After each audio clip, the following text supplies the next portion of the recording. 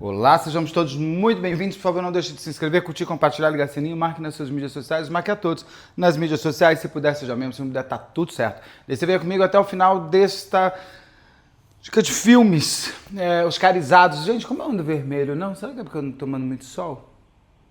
Eu vou dar uma olhada, não sei se é a luz. Tô tentando me entender ainda aqui no cenário novo. Mas a gente vai falar aqui, a gente vai conversar sobre dois filmes. Um que eu amei, adorei. Adorei, eu acho que eu não esperava nada. E eu adorei outro que eu esperava tudo e... Mas faz parte, temos que falar um pouco deles, até porque estamos sempre na torcida de um novo Oscar brasileiro. A possibilidade de Agente Secreto trazer as suas estatuetas é muito grande, porque ele tem muitos bons produtores coligados a ele. A Netflix é uma das produtoras. É um filme, para se ganhar um prêmio, não basta só ser bom. Às vezes tem filmes que nem são bons e ganham. Você precisa ter todo uma rede de pessoas, de influências, porque você precisa convencer os votantes a votar em você. E muitas vezes as pessoas votam em função de um jantar, de algumas coisas, de algumas outras coisas. Então, o filme para ganhar, não obrigatoriamente, é o melhor que ganha. Por exemplo, quando a Fernanda Montenegro concorreu ao Oscar, não é porque ela era brasileira e eu adoro a Fernanda Montenegro, ela era a melhor atriz daquele ano no melhor papel. Ganha a Gwyneth Paltrow, porque tinha o Harvey Weinstein, que era o maior produtor e o maior estuprador de Hollywood. Ele conseguiu fazer a Gwyneth Paltrow ganhar o Oscar pelo Shakespeare in Love, que não é o melhor filme dela. Então você tem essas possibilidades de premiação e a gente torce, porque nós brasileiros, a gente quer se ver também como parte grande do mundo. É muito bom para a produção audiovisual brasileira quando você chega nesse patamar de um filme com 4 indicações, inclusive para melhor filme. E nós já vimos o Parasita ganhando melhor filme estrangeiro no mesmo ano. Só que Parasita era o filme daquele ano, de fato. Estou me antecipando algumas coisas aqui. Mas é legal, acho que a gente tem que torcer, a gente tem que assistir. Eu sempre digo, por mais que às vezes a produção não seja boa, a gente precisa assistir, porque é a produção brasileira. Eu vendo o universo audiovisual, o audiovisual faz a economia girar sim. É uma bobagem que fica falando de Lei Rouanet. Cinema não se usa Lei Rouanet. Entendeu? Um dia, se vocês quiserem, escreve aqui no comentário, que eu explico para vocês o que significam essas leis de incentivo que tem no mundo inteiro, inclusive nos Estados Unidos. Então, antes da gente sair falando coisas que a gente ouviu, a gente precisa compreender um pouco mais. O mercado da produção do audiovisual brasileiro é um mercado muito grande que emprega muitas pessoas, direta e indiretamente. Um filme como O Agente Secreto, ele desenvolve a economia, inclusive da cidade onde ela foi gravar. Cada vez que uma equipe de gravação vai a algum lugar para fazer uma filmagem, ela movimenta o supermercado daquela cidade, o bar, o restaurante, a padaria, os carros, os táxis, os Ubers de toda daquela região. Então você tem um movimento econômico muito importante que a produção brasileira faz, e a produção do audiovisual brasileiro é muito boa. Senão, gente, a Globo não era o que ela era, entendeu? Ah, não, Brasil... Então a Globo não seria a Globo. Então, assim, é uma bobagem quando a gente entra nesse tipo de briga ideológica, política, para querer destruir a arte como um dos seus elementos. Não se faz isso. Isso é uma tonta. Mas, antes de mais nada, eu sou Beto Ribeiro e este é o especial Dica de Filmes de Oscar. Vamos começar, então, pelo filme que eu mais gostei. A Meia-Irmã Feia. Tá no MUBI. O MUBI é um sistema de streaming bem interessante de filmes mais selecionados. Tem uma seleção boa ali de títulos bem escolhidos. Tem quase um queso de cinema de arte, que também tem muito filme de arte. Tem inclusive lá o iraniano está concorrendo ao Oscar, que eu quero ver ainda. Se eu conseguir assistir antes do Oscar, eu faço aqui um comentário se vale a pena. Mas eu assisti a essa Meia-Irmã Feia, inclusive por indicação do Carlos de Faria. A gente estava na live, ele comentou, eu achei divertido. O que é a Meia-Irmã Feia? É um filme baseado no conto de fadas dos irmãos Grimm sobre a Cinderela. Os irmãos Grimm são os criadores de Cinderela. Nós fomos muito impactados, todas as inúmeras gerações, com a Cinderela da Disney. A Disney pegou vários contos já antigos, inclusive alguns contos ainda mais antigos que os irmãos Grimm, E transformou em filmes Branca de Neve, Cinderela, Bela Adormecida, Chapeuzinho Vermelho teve, não lembro. Mas esses são contos que foram escritos de uma maneira muito mais doída do que a Disney colocou pra gente quando a gente era criança. E isso conversa com, acho que a geração da minha mãe, que a Cinderela passou no cinema em 1950. Então você tem uma transformação, a Disney transforma em conto de fadas para construir, inclusive, as menininhas que precisam esperar os seus príncipezinhos encantados chegarem. Os contos são muito mais doloridos. O conto original de Chapeuzinho Vermelho, tem um conto de Chapeuzinho Vermelho que ela se deita com o lobo mau, porque o lobo mau não é um lobo, é o homem. Chapeuzinho Vermelho está de vermelho porque é a menstruação dela. A passagem pela floresta é porque é a transformação de uma menina para a mulher. Então você tem, o Chapeuzinho Vermelho não é um lobo atrás de uma criancinha que vai comer a vovozinha só. Porque senão é uma mãe muito louca, né? Que manda uma filha pro meio de uma floresta sabendo que tem um lobo mau é uma mãe que manda a filha encontrar a avó. Ou seja, ela não liga nem pra filha nem pra mãe. Essa mulher é uma mulher desgraçada. Ela quer mais que a filha suma e a mãe dela que tá passando mal, ela deixa lá longe. Que mulher é essa? Então seria uma coisa muito, né? Seria muito assim. O Chapeuzinho Vermelho tem alguns contos. Um deles é filme de terror onde a Chapeuzinho vai atrás do lobo. Que é a Chapeuzinho que quer pegar. E o lobo mau é o homem que vai tirar a virgindade daquela menina. Essa é a história do Chapeuzinho Vermelho maior.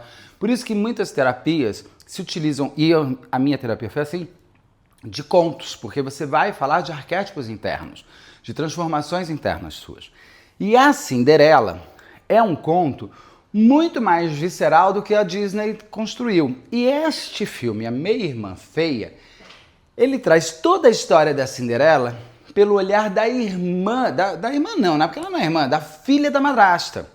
É muito interessante quando você muda o ponto de vista do filme.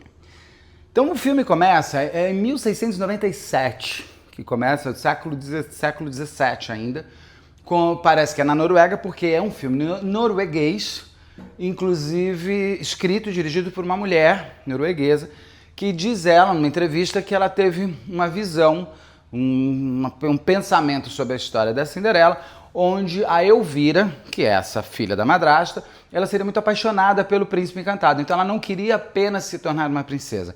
Ela realmente tem uma paixão, porque o príncipe, inclusive, lançou um livro de poemas. Então ela tinha toda uma adoração ao príncipe que se torna encantado para ela. Então, só que nesse filme, o que é muito interessante é que ele vai quebrar muitos paradigmas com relação à Cinderela, né? O ratinho bonitinho, aquelas coisinhas e tal. Por quê? A Cinderela existe, ela tem um pai e a mãe dela morreu. Esse pai dela vai contratar núpcias, vai casar com uma mulher que vai vir a ser a madrasta da Cinderela, que tem duas filhas. Uma mulher já mais velha, que segundo essa mulher fala, inclusive, a única solução que ela tem na vida dela é achar um homem com dinheiro, porque ela já é uma viúva, com duas filhas, segundo a própria madrasta fala, imprestáveis, e ela quer viver nababescamente. Então ela casa com esse senhor, que é um homem mais velho, um homem grotesco, o pai da Cinderela é um homem grotesco. Inclusive, o filme ele é muito escatológico, segundo algumas pessoas. Eu esperava outras coisas ainda mais, mas é que ele é muito gráfico, ele é muito visual em muita coisa, tanto que ele é considerado filme de terror. Eu não sei porquê, cara, essa categoria de filme de terror. Ele é quase um drama, na minha visão. Tem uma certa escatologia, porque você tem certos momentos que ele é muito fechado no sangue, no corte, na nojeira dos vermes, que agora eu vou contar. Então essa madrasta casa com o pai da Cinderela, que é uma moça muito bonita, que tem um caso, inclusive, com o homem que cuida dos cavalos. Então a Cinderela tem uma paixão, que é um menino que cuida dos cavalos. A Cinderela sim vai casar com o príncipe, segundo o filme, por uma questão até financeira. Quem está dando golpe aí da história é a Cinderela. Porque o pai da Cinderela, apesar de morar no castelo, ele é falido, é um homem que não tem mais grana nenhuma, só que a madrasta da Cinderela não sabe disso. No dia que a madrasta chega com essas duas filhas, vai ter o casamento do pai da Cinderela com essa madrasta. E ele morre, exatamente cortando o bolo. E é um homem idiota, ele joga bolo na cara dos outros, é um homem pateta, o pai da Cinderela. E ele morre. Morreu, o corpo dele é levado para uma sala e ele precisa ser enterrado, só que isso tem um custo, tem um dinheiro. A madrasta passa a ser a grande herdeira, que é uma coisa estranha, Porque na Europa, principalmente naquela época, as mulheres não poderiam herdar, teriam que ter um homem, tem uma série de coisas, mas tudo bem, a gente não vai entrar em uma ficção. Eu ainda vou falar da Veuve Clicquot, sabe o champanhe Veuve Clicquot? A Veuve Clicquot, que é a viúva Clicquot, é a primeira mulher na história ali, no século XVIII, que tem uma coisa de conseguir ser dona do seu dinheiro e dona da sua herança. Então eu vou falar ainda da Veuve Clicquot. Tem um livro ótimo e um filme mais ou menos, ele está na minha lista para falar. Vamos voltar aqui. Então a madrasta da Cinderela se torna a principal herdeira porque ela é a mulher mais velha, é a esposa. E a Cinderela quer enterrar o pai. Só que a madrasta está com outras visões para o pouco dinheiro que lhe resta. Cada um escolhe onde quer investir. A madrasta da Cinderela quer investir na filha, na Elvira, que é a filha mais velha, interessante até, que tem muito a ver com o conto original. A madrasta tem duas filhas, tem a Elvira, que é a mais velha, e tem a Alma, que é a mais nova. A mais nova é uma personagem muito interessante, muito legal, uma moça muito moderna, para os seus padrões, e que já saca logo cedo que aquele universo onde a mãe quer, inclusive, colocar a irmã mais velha, ela quer ser uma mulher mais independente, ela não quer ter que depender de homens. Então a irmã, a segunda filha da madrasta, ela é menos presente, mas é uma personagem extremamente importante, porque ela é, na verdade, a modernização da mulher já. Inclusive, essa filha, a mais nova, ela não menstruou ainda. E à época, você não poderia participar de bailes ou ser uma mulher para casar antes da menstruação. Por isso que lá atrás, mulheres já casavam com 12, 13 anos, porque era sempre depois da primeira menstruação. E vamos lembrar que as pessoas morriam muito mais cedo, então você tinha um tempo de vida muito menor e eram outros tempos. Não se pode olhar a história com um olhar anacrônico. Ninguém ali estava fazendo pedofilia porque era um outro mundo. As pessoas morriam com 30 anos, gente. Então, não dá para... Tem que tomar muito cuidado quando vai querer julgar aos olhos de hoje uma história lá do passado. Mas a menina, inclusive pegando já essa parte da segunda irmã, que é muito legal, essa Alma, ela percebe que a mãe está esperando ela menstruar, inclusive, para colocá-la como moeda de troca para os homens, porque a mãe quer dinheiro, a madrasta ela quer viver bem, e ela gosta muito de sexo, é uma ninfomaníaca. E a menina, ela até esconde que menstruou, porque ela vai ver tudo que a mãe faz com a irmã mais velha. A irmã mais velha é uma menina mais gordinha, não tem uma beleza exuberante aos olhos das pessoas. Ela não é a Cinderela. Cinderela é a Cinderela. Ela é muito interessante que a diretora fez a Cinderela exatamente como a da Disney. Né? Toda perfeitinha, o cabelo, loira de olho azul. Mas sai transando todo mundo. Então, com esse homem aí do estábulo. E eu não vou entrar aqui nos detalhes de como que ela transa, porque ela mantém a virgindade. Quando você assistir ao filme, você vai entender que vai aparecer a Cinderela transando. A Cinderela ela transa com o menino que cuida dos cavalos, mas ela mantém a virgindade porque ela tem que ser donzela, porque senão, se ela não for donzela, ela não vai nunca poder casar com um homem nobre, porque antes da mulher casar, ela passa por testes de virgindade para se confirmar que é donzela. Então, quando você assistir ao filme, que vale a pena assistir, você vai entender por que aparece aquela posição sexual que vai aparecer. Não é à toa e não é escatológico. É uma questão de como ela exercia o prazer dela sem perder a virgindade. Então tá ali, eu não vou entrar mais nesse mérito. A mãe, a madrasta da Cinderela, então dentro dessa situação que ela achou que casou com um homem rico e um homem falido, pouco dinheiro que resta, ela resolve investir na filha mais velha. Por quê? O príncipe vai determinar que vai ter um baile para ele encontrar a sua futura esposa. E sempre se fala, as donzelas estão convidadas. Quando chega o convite, é a Cinderela que recebe o convite. E ela tem um super sobrenome, porque ela é ela é nobre. A madrasta não é nobre.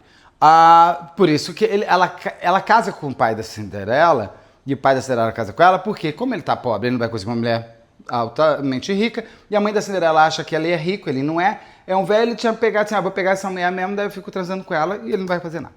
A Cinderela recebe o convite. Nesse momento, está a Elvira ao lado dela, que é essa filha mais velha da madrasta. O homem que está dando o convite fala, qual é o seu nome? Ela fala, Elvira. Ele fala, de quê? Ela fica olhando. Daí a Cinderela fala, essa é minha meia-irmã. E ele fala, Elvira, meia-irmã. Ela vira o sobrenome dela, meia-irmã.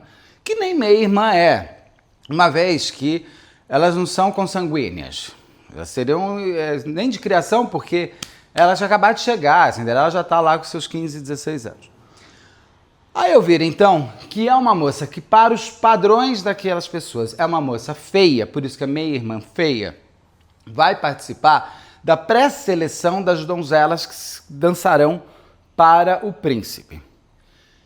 Para a mãe ela usa uns aparelhos, eu achei estranho, mas nem pesquisei, mas parece que já tinha um aparelho ortodôntico também lá naquela época. A mãe, então, vai gastar pouco dinheiro que tem para transformar a filha. E é uma discussão interessante porque é a discussão dos dias atuais. A história passa em 1697, mas é uma história que a gente conversa agora. Então, por exemplo, ela vai pegar e ela vai tirar o aparelho, porque ela quer ter os dentes mais bonitos.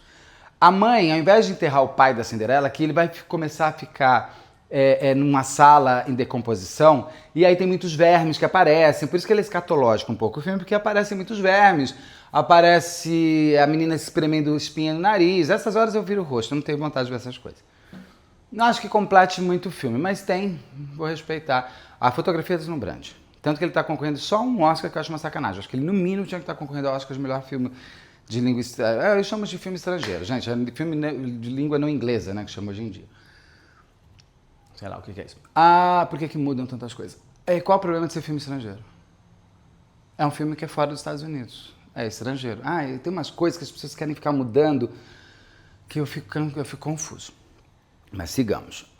E ele só concorre a maquiagem e cabelo, que é uma pena, porque é um filme que merecia outros Oscars. A fotografia é deslumbrante.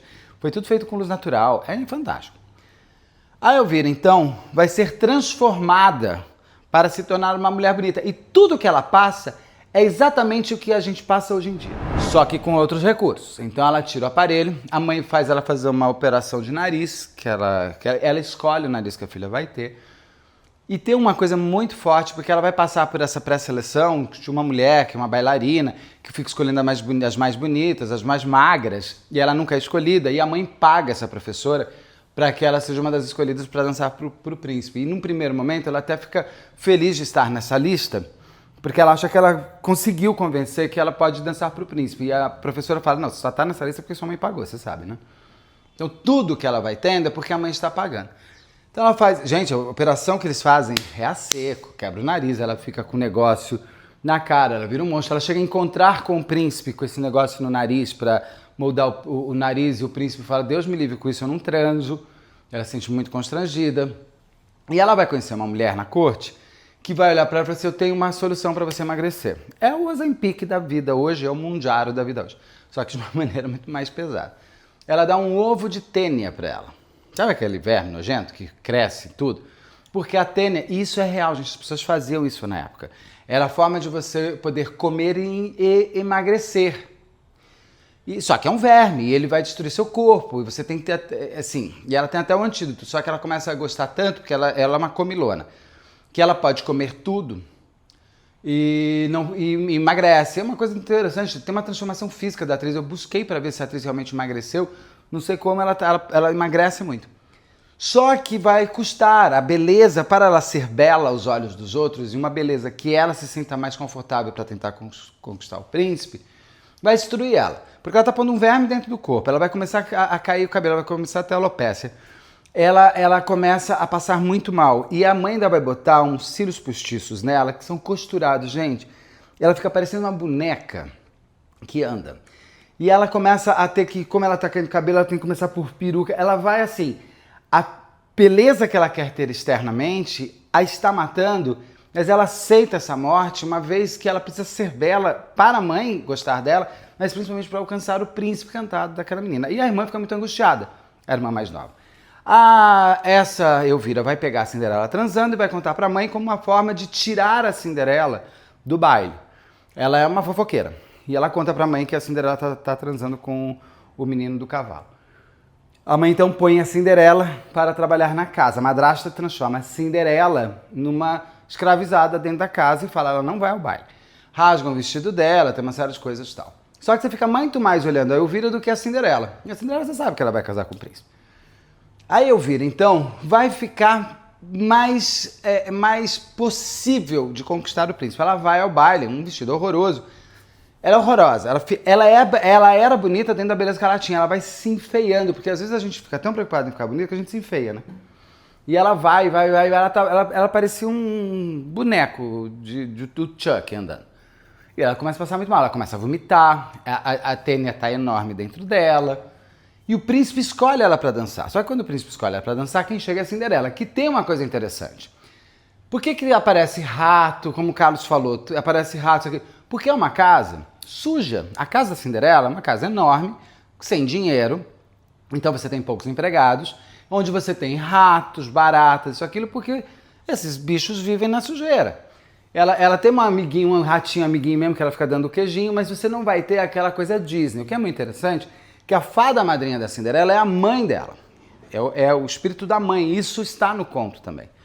A grande fada madrinha da Cinderela é essa. E quem vai tecer, porque a Elvira rasga o vestido da Cinderela. Quem vai tecer o vestido são essas lesmas, esses vermes que estão espalhados pela casa, porque o pai dela, inclusive, está numa sala em decomposição. Então não tem aquela coisinha da Disney, coisa fofinha, o ratinho bonitinho que trouxe, todo mundo cantou. Não tem. E você vai ver muito pouca transformação da Cinderela. Você não vai ver o carro virando abóbora, você sabe que tem uma abóbora. Tudo aquilo continua. O sapato não é de cristal. O sapato é o sapatinho que a Cinderela acha que era o sapatinho dela de criança, que a mãe transforma no sapato dela. E a Cinderela é toda perfeitinha, o tamanho do pezinho e tal. Não sei o que. A Elvira, ela é mais desengonçada, né? Um outro tipo de beleza. No baile que o príncipe escolhe a Elvira, ele troca a Elvira pela Cinderela. E a Cinderela vai ter que sair correndo à meia-noite, vai deixar o sapato, e o príncipe fala, olha, tem que ir o sapato e tal. Isso tá no conto, se eu não me engano. Apareceu em umas reportagens como se a diretora tivesse tido a ideia. E o Aru, que leu também o conto original, ele fala, vai acontecer tal coisa. Depois, que é o seguinte, a Elvira, ela quer tanto ser amada pelo príncipe, que quando chega a história do sapato, que ela sabe que é a Cinderela, ela pega o outro sapato da Cinderela e ela não consegue calçar, porque o pé da Cinderela é desse tamanho, o pé da Elvira é desse tamanho.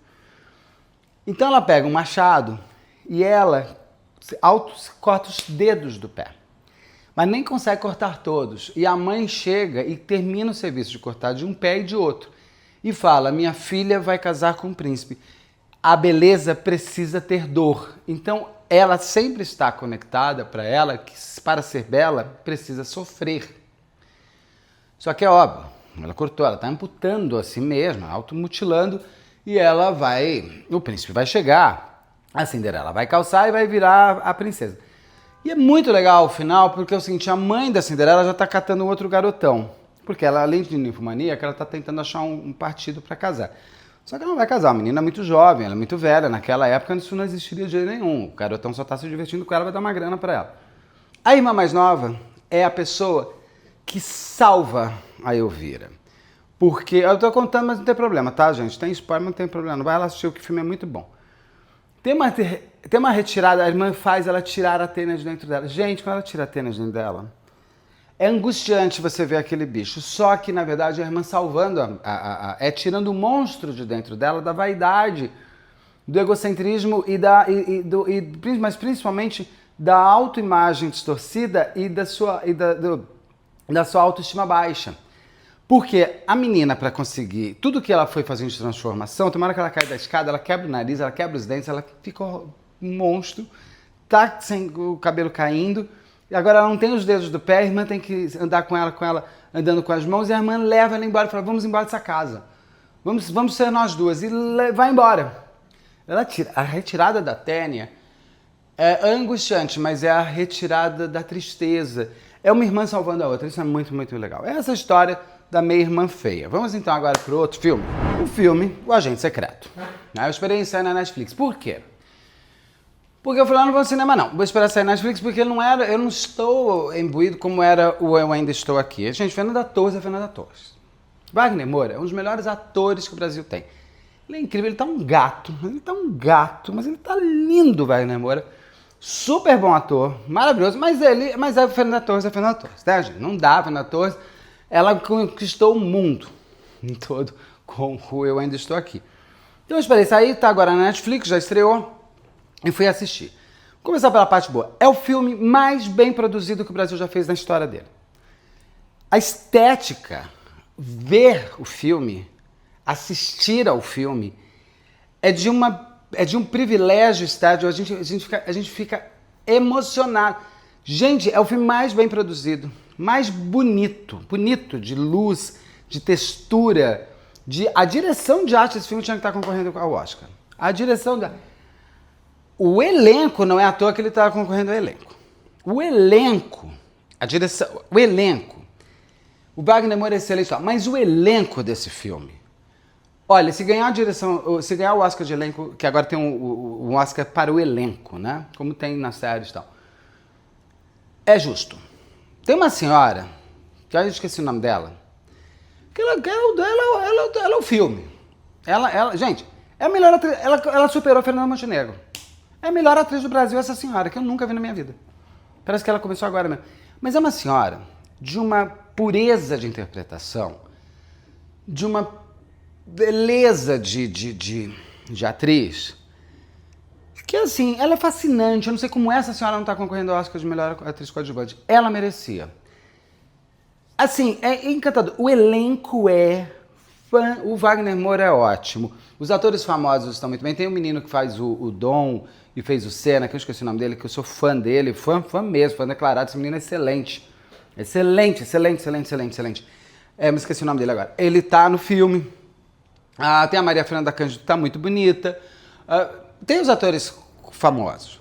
Mas os atores desconhecidos, assim, é de aplaudir em pé, cara. É uma coisa, assim. O elenco é fantástico. A direção de arte, você é realmente transportado para a década de 1970. Eu nasci em 73, o filme se passa em 1977. Eu não vou lembrar de 77, eu tinha 4 anos, não vou lembrar. Mas eu lembro, eu tenho fotos minhas com roupas que eles aparecem. Eu lembro do meu pai no final da década de 70 com roupas que eles estão usando. É uma impressão. Eu voltei. Os carros, né? Meu pai tinha Brasília, essas coisas. Então você tem. Meu pai e minha mãe. É incrível. É assim, é o mais bem produzido que a gente já teve no mundo. É um filme que eu começo dando nota 26. Eu termino o filme dando nota. Não gosto de falar de nota. Eu comecei gostando muito do filme e terminei muito mais baixo. Por quê? Primeiro eu esperava muita coisa. É um filme brasileiro. A gente está vindo a reboque do Eu Ainda Estou Aqui, que se passa na mesma época do Eu Ainda Estou Aqui, que se fala mais ou menos do mesmo... Mais ou menos não, se fala o mesmo assunto da ditadura, como Eu Ainda Estou Aqui. Concorrendo a 4 Oscars. Então eu esperava, uau, né? E o filme começa muito bem, é muito interessante. Só que, pra mim, quais são alguns pontos que o filme se perde? Primeiro, ele é muito longo. Eu acho que um filme que tem 2 horas e 10, ele tem que ter uma história muito boa pra contar. Por exemplo, Eu Ainda Estou Aqui, é a história de uma mãe tentando salvar a sua família. E você tem toda a ditadura junto aqui, mas é uma mãe leoa tentando salvar a sua família. Eu não consigo te contar o que é o agente secreto. Por que chama o agente secreto? Porque é o seguinte, Wagner Moura é um homem que aparece indo para o Recife. Você não sabe de onde ele está vindo. Você não sabe de onde ele está numa estrada chegando no Recife. Chega em Recife, ele chega num prédio que tem essa senhora, essa atriz fantástica, que é meio que a tutora de todos, que é um prédio onde pessoas refugiadas se refugiam, se escondem. Então você tem todo mundo que está morando ali, está fugindo de alguma coisa. Você tem um casal angolano que está fugindo da Revolução de Angola, que estava se separando de Portugal, estava se independizando de Portugal. Você tem... Esse é mais ou menos... Não se explica que eu sei que Angola, no final da década de 1970, eu sei. Se você não souber, você não entende o que aqueles 2 angolanos estão fazendo ali. Não é que tudo você precisa ter explicação, mas você precisa ter, algumas vezes, algum contexto maior para que as pessoas entendam melhor o seu produto. Na minha experiência de telespectador. Eu sei que Angola, no final da década de 1970, estava se independizando de Portugal. Eu sei. Se ninguém souber, não vai entender porque que tem aquele casal de angolano ali. Mas beleza. Então você tem nesse prédio um casal de angolano, uma moça com uma filha que parece que é dentista, por causa de uma cena, mas você não sabe quem é, de onde veio, por que está refugiada. Você tem um menino que fala 2 coisas que você também não sabe por que ele está ali, e você não sabe nem direito por que o Wagner Moura está ali. O nome dele é Armando, mas ele se chama de Marcelo porque eles mudam os nomes. Desculpa. O Armando, ou Marcelo, que é o Wagner Moura, vai se entendendo alguma coisa. Só que o que acontece? Wagner Moura volta para Recife, ele está voltando para casa, onde ele vai encontrar um filho que ele tem, que ele tinha com uma mulher que morreu. Mulher essa que diz no filme que ela morreu de pneumonia. Mas o pai fala, ela era muito sadia, por que ela morreu dessa maneira? Então você não sabe nem se a mulher do Wagner Moura, que é a mãe do filho dele, foi assassinada ou morreu de morte natural. E ele vai ao encontro do filho que está sendo criado pelos sogros, pelo pai e pela mãe da mulher dele que morreu. Parece que há pouco tempo, porque a menina é novinho. O sogro dele trabalha num cinema. Dentro deste cinema vai aparecer uma hora Wagner Moura ali passeando, mostra uns filmes da época, como A Profecia e tal. E um dos filmes que está passando ali se chama O Agente Secreto. Por isso que o filme chama Agente Secreto. O Wagner Moura não é um agente secreto. Eu não gosto de títulos que não traduzam, não tragam o filme ou a série. Eu me irrito, eu fico irritado, porque parece que é um phishing, né? Você está querendo criar uma thumb que não é nada daquilo. Então o Wagner Moura chega ao Recife, tá lá em Recife, tá, não sei lá, daí ele vai cair num centro de identificação onde eram feitos os RGs.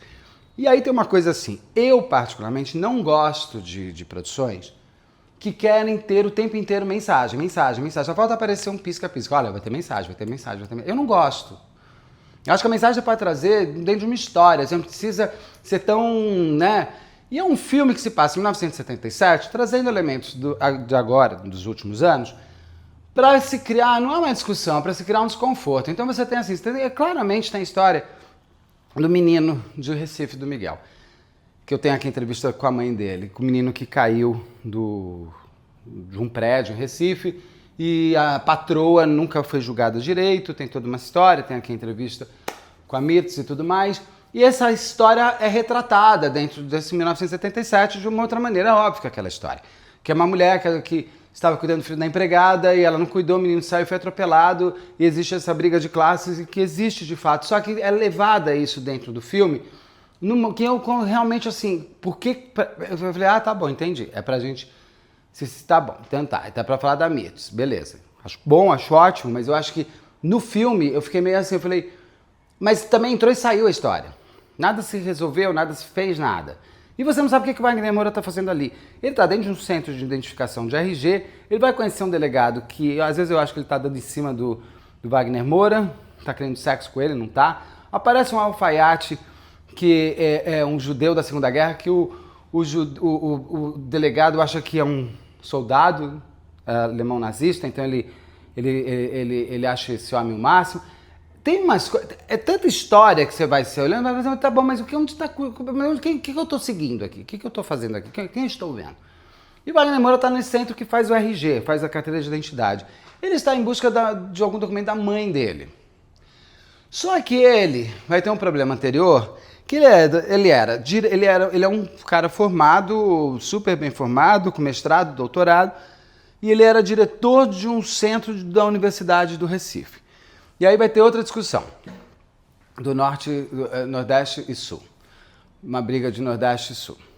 Como eu adoro o Nordeste, e eu nunca tive nada de xenofobia na minha casa, eu desconheço essa história de que as pessoas sejam tão xenófobas. Eu não estou dizendo que não tem, eu estou dizendo que eu desconheço o sentimento de ter. E o Wagner Moura é o diretor de uma faculdade importante lá no Recife. Essa é a história dele anterior. E ele é chefe de um departamento que está, inclusive, fazendo criação do carro elétrico. Não sei se a história é real ou não. Aí vem um cara do Rio de Janeiro que responde pela Eletrobras, se não me engano, que era um órgão público criado pelos generais, que é maravilhoso, né? Só estudar um pouco pra gente ter. Toda essa parte que é tudo pública, estatal, tudo foi feito por esses ditadores militares. Eu entendo, as pessoas falam tanto. Bom, tem que estudar um pouco. Aí, esse cara da Eletrobras, ele também tem uma empresa. Ele parece que ele trabalha na Eletrobras, mas ele tem uma empresa própria. E ele vai até essa universidade para fechar esse departamento, porque eles têm um dinheiro público de pesquisa, mas ele quer tudo aquilo que eles fizeram levar para o Sul, para que ele possa cuidar ele e ele transformar tudo isso para as empresas dele. É um corrupto, desgraçado, nojento, um homem horroroso. E o Wagner Moura vai entrar em embate com ele, com toda a razão. E esse cara vai mandar matar o Wagner Moura. Ele deu assim, Mas tudo bem. E ele vai contratar um matador. Esse matador, eu não vou falar quem é, mas assim... De novo, mensagem. Eu olhei e falei, já entendi. Esse matador é a representação de uma personagem específica dos últimos anos. Inclusive, ele tem um filho, que na verdade é um enteado dele, enteado esse que virou matador com ele, e esse cara matou a mãe desse enteado. E esse enteado vive com ele. Quase uma relação sexual também entre os dois, achei muito esquisito. Aí tem uma outra coisa também, tem uma perna que vai ser encontrada dentro de um tubarão. Gente, eu tô contando dessa maneira porque é assim que o filme vai sendo apresentado. Uma perna encontrada dentro de um tubarão. E a mulher do tubarão, lá dentro da universidade, ela não quer que mexa no tubarão porque é uma espécie muito rara. E eles tiram a perna. Essa perna é de um cara que aquele delegado que eu falei que vai ficar tarado no Wagner Moura, porque o Wagner Moura vai trabalhar no sistema de identificação e vai conhecer esse delegado. Ai, gente. Essa perna é encontrada e ela é levada para o IML. Só que é uma perna de um cara que a polícia tinha matado e o tubarão comeu a perna e jogou no mar e pegou.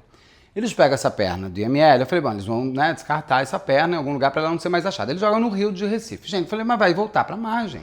E aí vem um realismo fantástico, porque quando ele troca a perna, eles colocam uma perna de cabra, ou de bode, e vira perna peluda, vira meio que perna peluda, tacudinho. Parece que toda vez que eles trocavam um corpo de alguém que eles precisavam sumir, eles põem essa perna desse cabrito aí.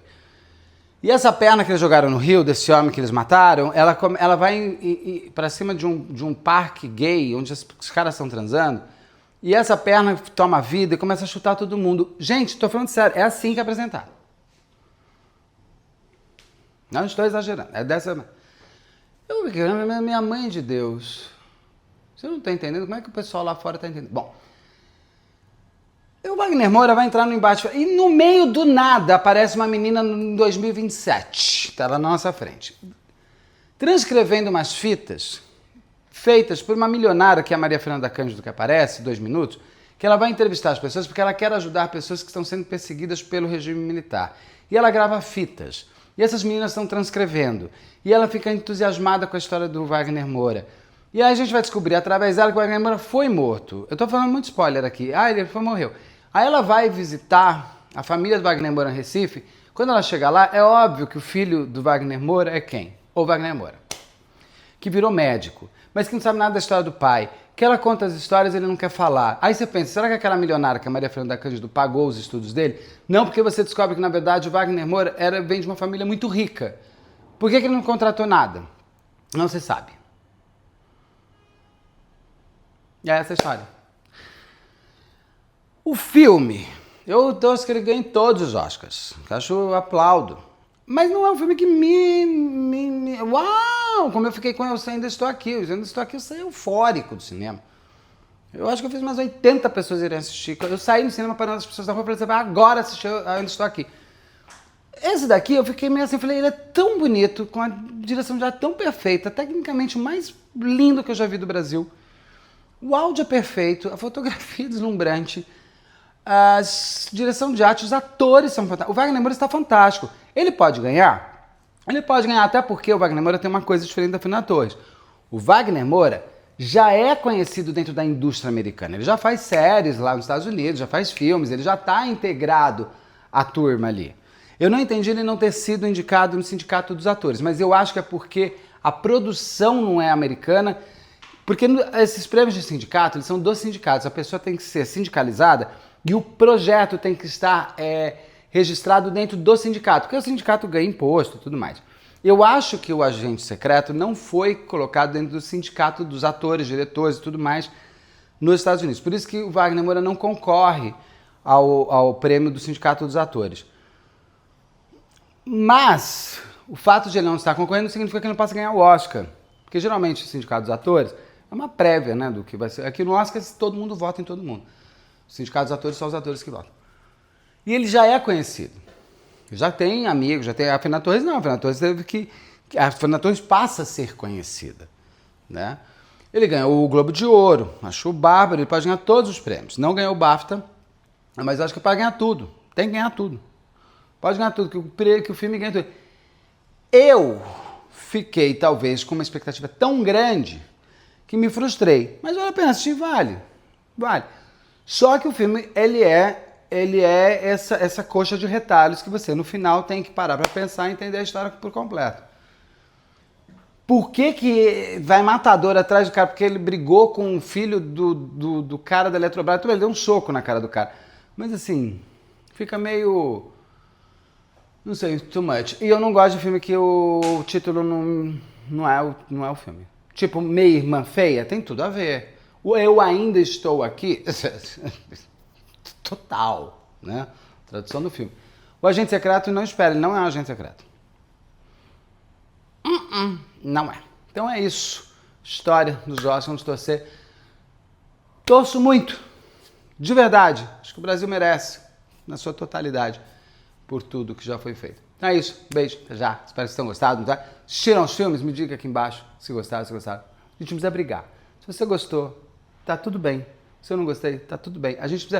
As pessoas precisam parar de brigar para impor a sua visão sobre o outro.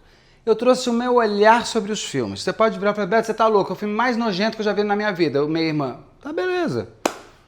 É que eu não vi dessa maneira e você viu, tá tudo certo. Ah, Beto, eu acho o Agente Secreto o melhor filme, Wagner Moura é o maior e você não pode falar uma coisa dessa. Eu posso sim, você pode querer gostar.